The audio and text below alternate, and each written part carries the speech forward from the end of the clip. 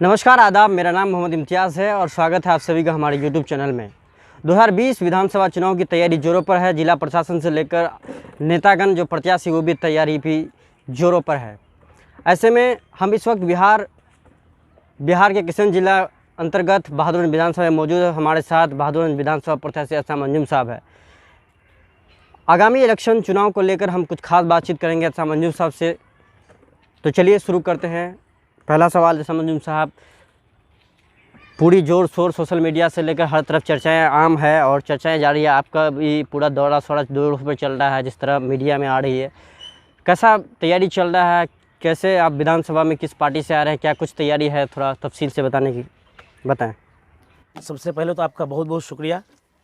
विधानसभा की तैयारी बिल्कुल जोरों पर है और तैयारी भी जोर शोर से कर रहे हैं और जगह जगह अपने क्षेत्र में लोगों से मिल रहे हैं, इलाके की समस्या को उठा रहे हैं, इलाके की बदहाली को प्रशासन तक पहुंचाने का काम कर रहे हैं और लोग साथ में जुड़ भी रहे हैं काफ़ी तादाद में। अहसान अंजुम साहब, जिस तरह आप देखेंगे पूरे बिहार में अगर सबसे ज़्यादा पसमानदगी इलाका है तो आपका किशन जिला अंतर्गत बहादुरगंज विधानसभा में टेरागंज प्रखंड आता है, जहाँ पर आज भी लोगों को सही से एक रास्ता मुहैया नहीं होता है। कादव कीचड़ ये तो आम चीज़, आम दिनचर्या है। अगर आज कोई गांव में एक डिलीवरी का पेशेंट आ जाता है तो लोगों को जान पड़ जाती है। इन पूरे बदहालियों पर आप क्या कहेंगे? इस तरह की आखिर ये इलाका क्यों नहीं उभर पाता है? कहाँ कमी रह गई है? किसकी कमी रह गई है? आप भी आगामी चुनाव में आ रहे हैं तो किस तरह इस पूरी चीज़ को आप किस तरह से देख रहे हैं? बिल्कुल टेरागाज जो है, टेरागाज में काफ़ी बदहाली है। सड़कों की हालत बहुत ख़राब है। अभी मैं आज से लगभग तकरीबन 10 दिन पहले टेरागाज का दौरा किया। जगह जगह मुझे घूमने का मौका मिला, चाहे वो मुसारा हो, हाटगांव हो, ढबेली हो, झाला हो, सुइया हो, धादर हो, बैगना हो। मतलब आप किसी जगह को नहीं कह सकते कि ठीक है, कहीं पर कोई काम नहीं हुआ है और केवल लापरवाही। इसमें एक ही आदमी को अगर आप दोष दें, असल में जो मेन यहाँ से जो बहादुरगंज किशनगंज की लाइफ लाइन है, सड़कें हैं, बहुत पतली सड़कें हैं जो टेरागाज जाती है। एक गाड़ी जब जाती है तो दूसरे गाड़ी को दाएं से बाएं होने में दिक्कत आती है और इसका मेन जिम्मेदार मुख्य रूप से यहाँ के विधायक हैं, जो लगातार ये दावा करते हैं। उसका मैं कई इंटरव्यू अभी सुना है, उसमें वो कह रहे हैं कि लोगों ने मुझे एक बार नहीं, 2 बार नहीं, 3 बार नहीं, 4 बार जिताया। मैं यही कहता हूँ लोगों से। उसमें भी हम आएंगे, आपके सत्ता पक्ष के विधायक से भी कुछ सवालात हैं, हम वो भी करेंगे, उस पर बाद में आएंगे। पहले हम कुछ इन्हीं चीज़ों पर आपसे बात कर लें। जिस तरह पूरे दिगर ममालिक में एक वबा कोरोना वायरस जो पूरी दुनिया में आज वैश्विक महामारी के तौर पर उभर कर आया है, उसका खास सबसे ज़्यादा असर आपके हम लोग बिहार के प्रवासी मजदूर जो बाहर रहते थे, रोज़गार करते थे यहाँ, क्योंकि बिहार में तो ऐसा कुछ है नहीं जहाँ से हमारा सीमांचल इलाका और ख़ास तौर पर आपका ये इलाका बहादुरगंज, यहाँ से ज़्यादातर लोग जो है मजदूरी करने के लिए बाहर जाते हैं। उन लोगों को आना पड़ा, लोगों के बाल बच्चे क्वारंटीन सेंटर में रहना, उन लोगों के लिए अब तक कोई बेहतर सुविधा नहीं हो पाया है।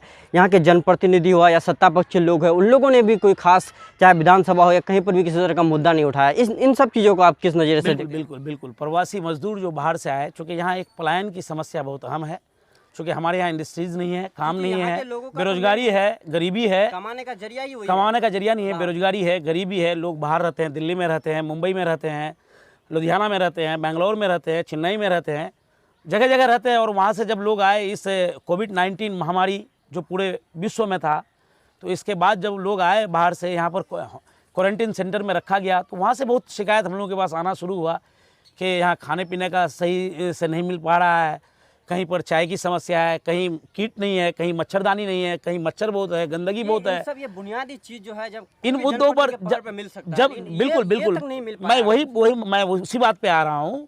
जब मेरे पास शिकायत आया तो मैं घर से निकला और क्वारंटीन सेंटर को विजिट करना शुरू किया, तो वाकई में समस्याएं थी। फिर मैंने समस्या को जिला पदाधिकारी तक पहुंचाया, प्रखंड विकास पदाधिकारी, सीओ साहब, सबों को मैंने बताया। उसमें बहुत काम आसान हो पाया, बहुत काम हुआ। मेरे निकलने के बाद कुछ ही दिनों बाद मजबूरन फिर घर से विधायक को भी बाहर निकलना पड़ा। वो भी कुछ क्वारंटीन सेंटर में विजिट किए, लेकिन केवल खाना पूर्ति के लिए। उनको अवाम से कोई लेना देना नहीं है। बिल्कुल वो जानता है इस बात को कि मेरे पास कांग्रेस का टिकट है, लुटा हुआ धन है, गरीबों का पैसा है, उसको यही काम है। उसको जानता है कि कांग्रेस का टिकट पर लोग मुझे गाय गुरु का डर दिखाएंगे, भाजपा का डर दिखाएंगे। वो जानता है कि मुझे वोट लेना है इसी तरीके से। इन सब बातों को वो मद्देनजर रखते हुए अपना काम, उसको घर से निकलना, उसको तो मजबूरन आज घर से निकल रहे हैं। चूँकि कभी कभी सत्ता पक्ष के लिए विपक्ष का मजबूत होना बहुत जरूरी है। आज से कुछ दिन पहले बहादुरगंज में कोई विपक्ष का रोल नहीं करते थे। लोकतंत्र का यही खूबसूरत है कि जब तक विपक्ष मजबूत नहीं होगा तो सत्ता पक्ष बिल्कुल। तो मैंने विपक्ष के रोल में मैंने यही किया। मैंने क्या किया कि जो यहाँ की बदहाली है, जो यहाँ की जन समस्या है, मूलभूत समस्या है, उन बातों को उजागर किया। जब उन बातों को मैंने उजागर किया तो आज मैंने कुछ दिन पहले एक वीडियो में मेरे किसी दोस्त ने मुझे भेजा। नहीं देखिए असम साहब, मैं एक सवाल पे आऊँगा कि सत्ता पक्ष अभी जो मौजूदा कांग्रेस के विधायक है तौसीफ आलम साहब, उनका एक वीडियो में देख रहा था, उन पर उन्होंने कहा कि जनता मेरे से है, मैं जनता से नहीं हूँ।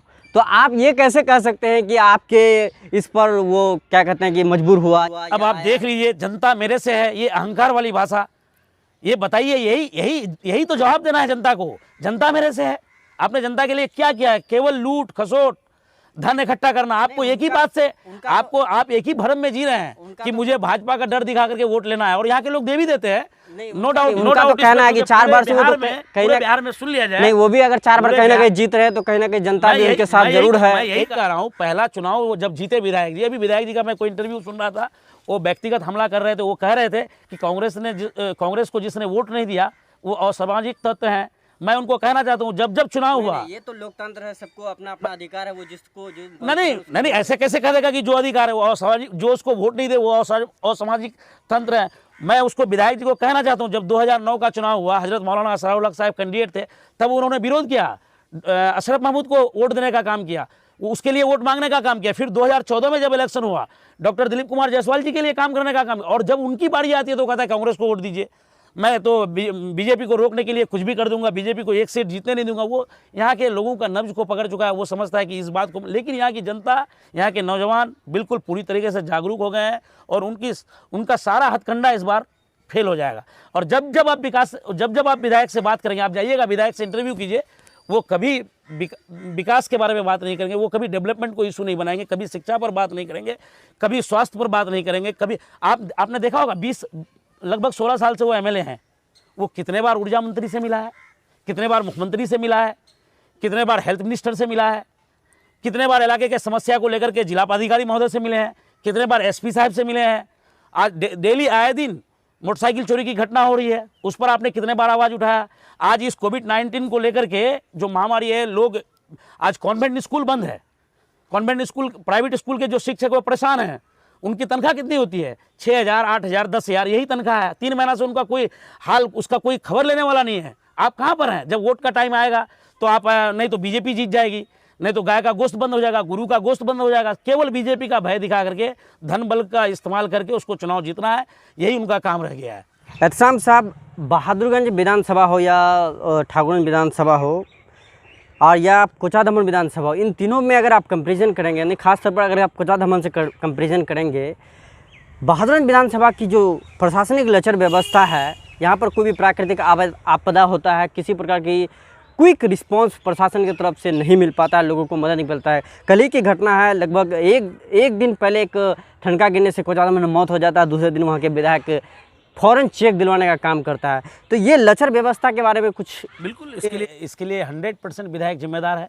आज आप कोचाधामन विधायक को देख लीजिए, मास्टर मुजाहिद साहब को, वो किसी भी प्राकृतिक आपदा में, जो आप अभी बताया कि ठनका गिरने के बाद कल ही उसको 4 लाख का चेक मिल गया है, चाहे कोई रोड एक्सीडेंटल क्लेम हो, उसमें आज एक्सीडेंट हुआ, दूसरे दिन वो 4 लाख का चेक लेकर के घर पर पहुंच जाते हैं, जो आपके यहाँ देखने को नहीं मिलेगा सालों साल।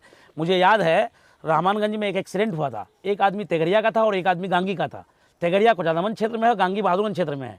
तेगरिया वाले को 1 हफ्ता के अंदर 4 लाख का चेक मिला और गांगी वाले को 1 साल बाद भी नहीं मिला। जब हम लोग खूब हल्ला गुल्ला किए इस पर कि आज तक क्यों नहीं मिला, तब जाकर के गांगी वाले को वो 4 लाख का चेक मिला प्रशासन के द्वारा। तो ये लापरवाही है हमारे यहाँ, चूँकि प्रतिनिधि सुस्त, इसी का नतीजा भुगतना पड़ता है यहाँ की जनता को। आज देख लीजिए, जब तक अगर रहबर बेहतर नहीं होता है तो आवाम किसी हालत में भी आपके इलाके की समस्या दुरुस्त नहीं हो पाएगा। व्यवस्था दुरुस्त इसके लिए टोटल जिम्मेदार यहाँ के प्रतिनिधि जनाब तौसीफ आलम साहब जिम्मेदार हैं।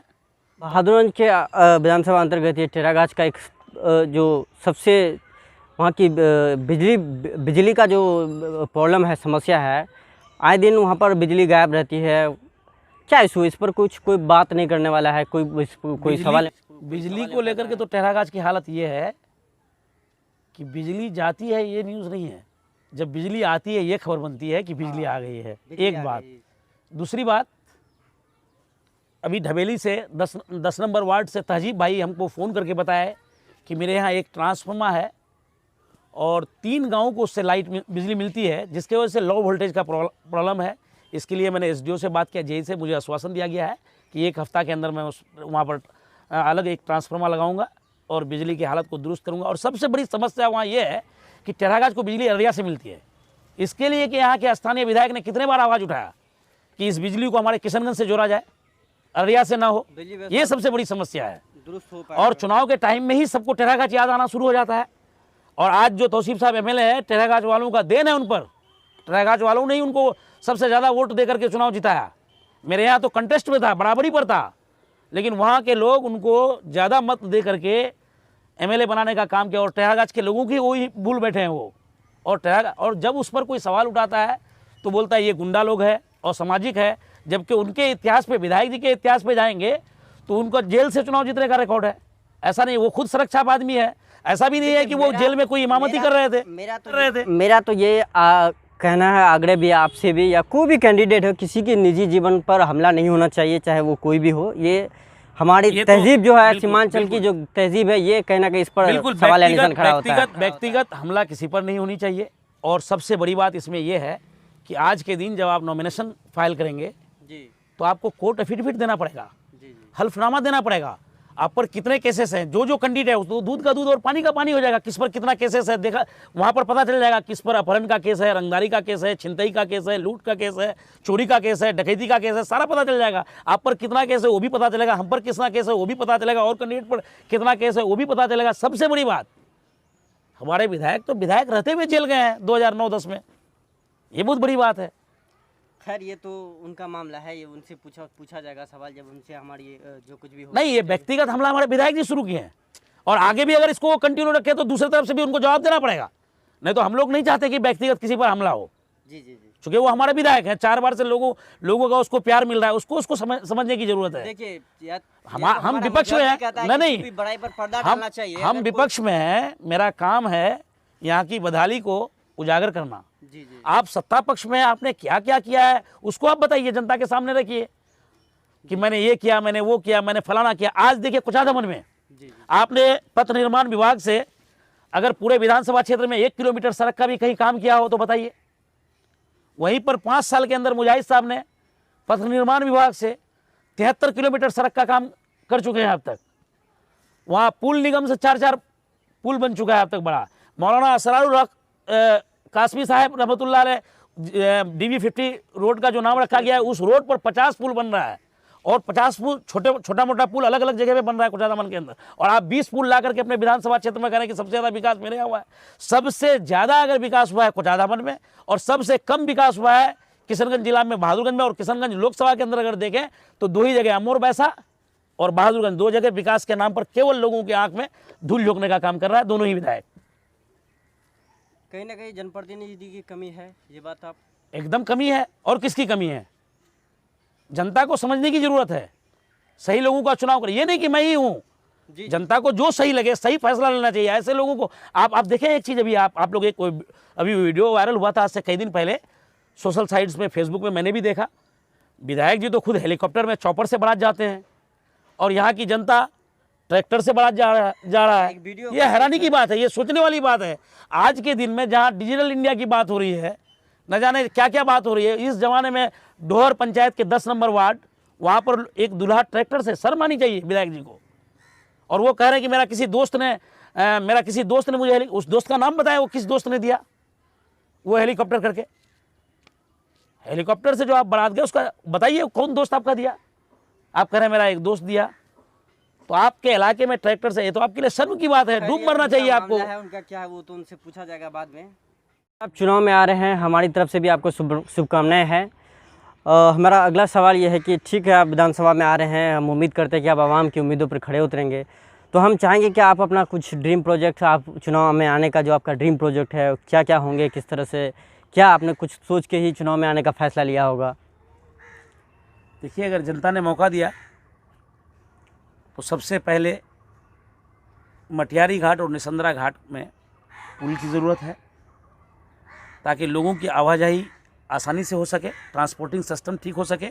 जी जी। और टेरागाज में एक बेहतर अस्पताल बने, अच्छा कॉलेज हो बहादुरगंज ठाकुरगंज अनुमंडल बने और सुरजापुरी बिरादरी को आरक्षण में लिया जाए।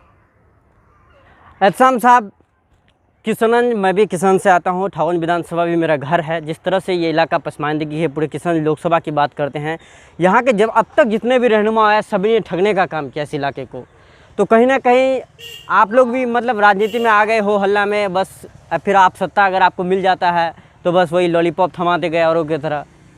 ये सब चीज़ कहीं अगर जरा सा भी कोई नेता ईमानदारी से अगर इलाके के लिए कुछ बेहतर कर दे तो मुझे नहीं लगता है कि ये इलाका पसमानदगी रहेगा। यही बात तो है, यही बात मैं कहना चाह रहा हूँ कि लोकतंत्र की खूबसूरती है बदलाव, और जब आदमी कोई ठगने का काम करता है तो बदलाव वहाँ बहुत ज़रूरी हो जाता है।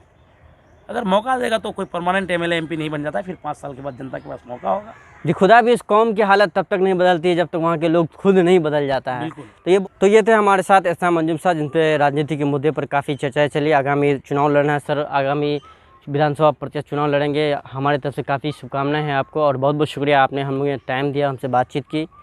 बहुत बहुत शुक्रिया।